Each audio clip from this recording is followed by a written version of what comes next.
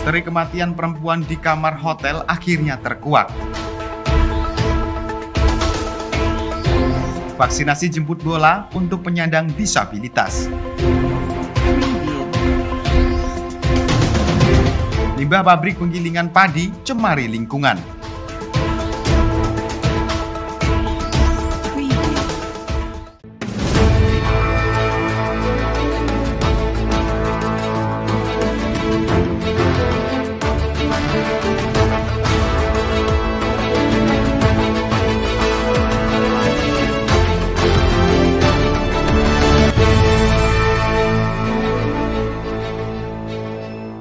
Teka-teki kematian perempuan paruh baya di salah satu kamar hotel pada akhir pekan lalu akhirnya terjawab sudah.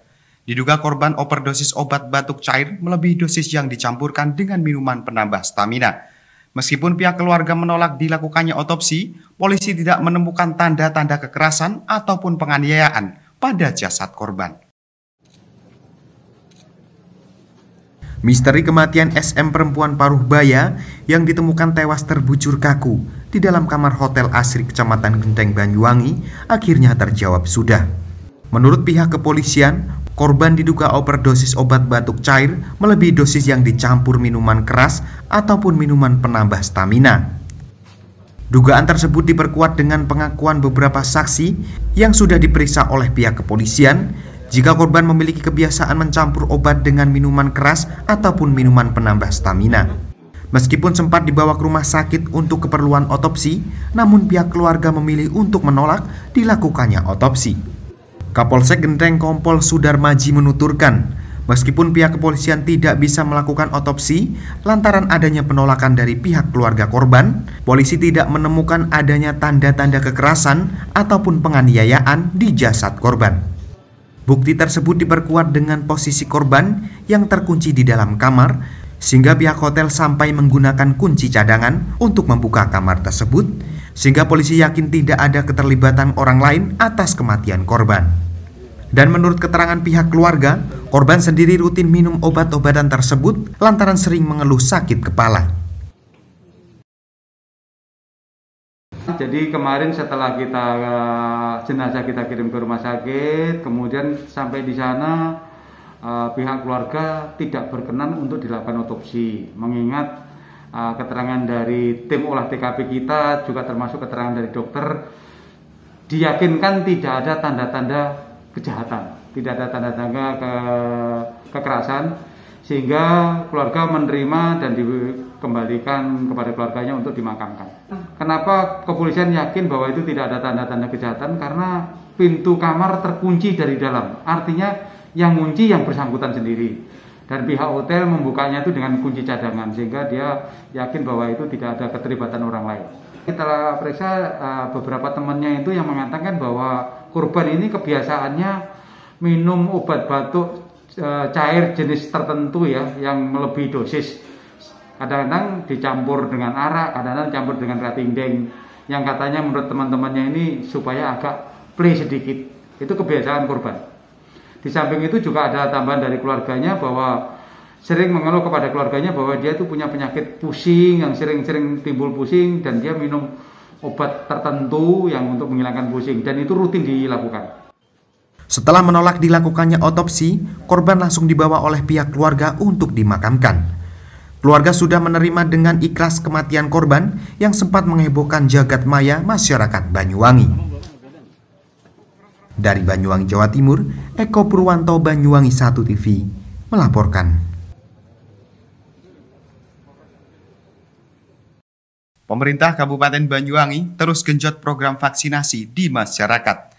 Untuk mempermudah program vaksinasi di kalangan penyandang disabilitas, petugas vaksinasi dari Puskesmas Paspan, Kecamatan Licin, menerapkan sistem jemput bola dengan mendatangi rumah mereka yang sudah didata sebelumnya.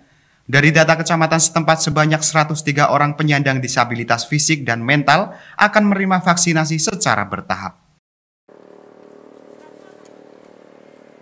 Pemirsa, guna mempercepat program vaksinasi, pemerintah Kabupaten Banyuwangi, Jawa Timur terus gencar melakukan vaksinasi di kalangan masyarakat.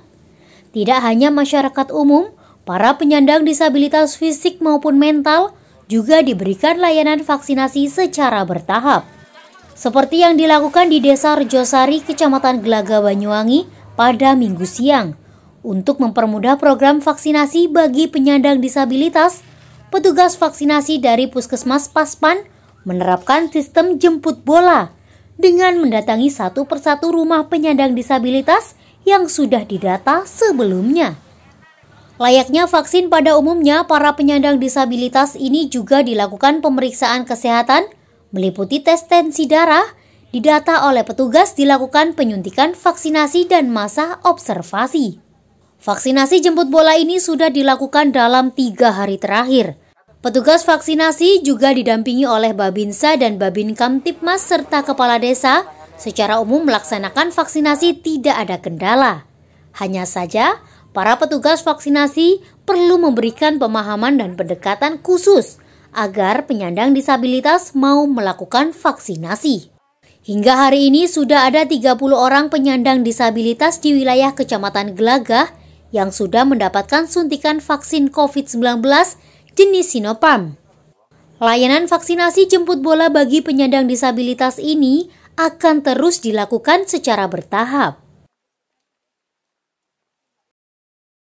Sasaran vaksinasi hari ini untuk masyarakat yang disabilitas, khususnya wilayah kerja Puskesmas Paspan, wilayah Kecamatan Gelaga. Ada berapa Bu total? Sasaran seluruhnya di wilayah kita 103.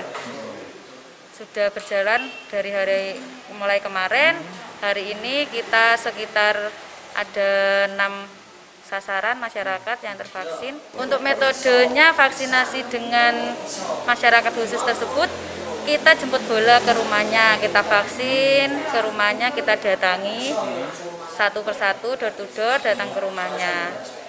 Untuk kendalanya, karena keadaannya khusus, jadi kita pemahaman mereka itu kan masih kurang. Ada yang menolak, ada yang masih takut seperti itu. Ada yang menolak, ada. Pendekatan ekstra. Tapi sejauh ini lancar Bu ya? Alhamdulillah lancar, sudah sekitar 30. Sementara itu, total penyandang disabilitas di wilayah Kecamatan Gelagah, Banyuwangi yang akan mendapatkan vaksinasi sebanyak 103 orang yang terdiri dari penyandang disabilitas cacat fisik dan mental. Kegiatan ini dilakukan untuk mempercepat program vaksinasi bagi masyarakat dengan harapan kekebalan tubuh meningkat dan terhindar dari COVID-19. Dari Banyuwangi, Jawa Timur, Tim Liputan Banyuwangi 1 TV melaporkan.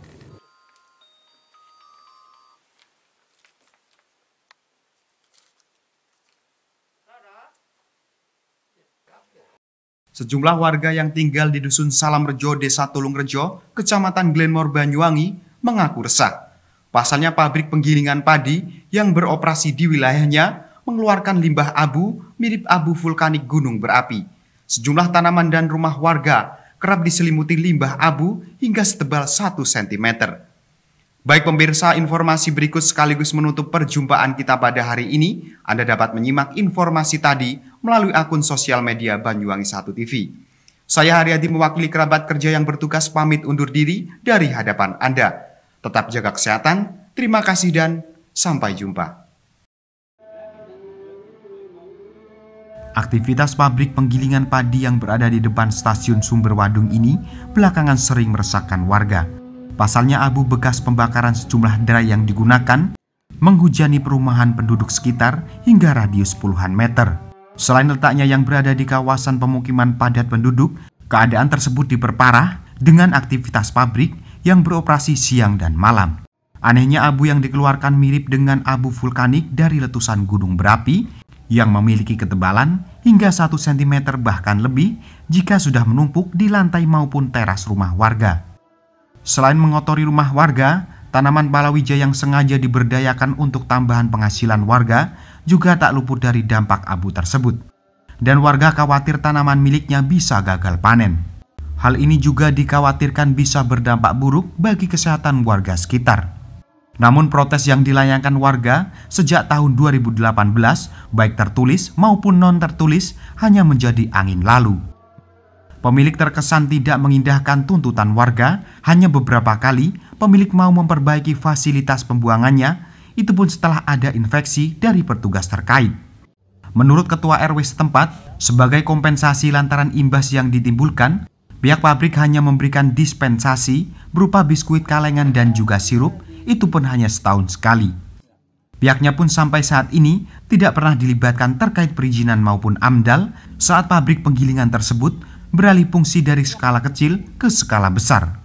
Kurang lebih ada 16 KK yang sangat terdampak lantaran letaknya yang berdekatan. Sementara kontribusi kepada pabrik, kepada masyarakat setahun sekali dikasih kongguan skala kecil, bulat, sama marjan 1. Tidak pernah. Nah, kami mungkin sangat juga membicarakan hal tersebut karena AMDAL sebelumnya itu ada untuk yang bernama Haji Sugio, mungkin itu ada, tapi skala penggilian kecil. Tapi setelah berubah menjadi penggilian besar, sampai sekarang belum pernah masyarakat diajak konfirmasi permasalahan perizinan. Siang malam. Jadi kalau malam menggunakan dryer, dua-duanya beroperasi, itu ukuran 12 tonan 2, jadi 24 ton.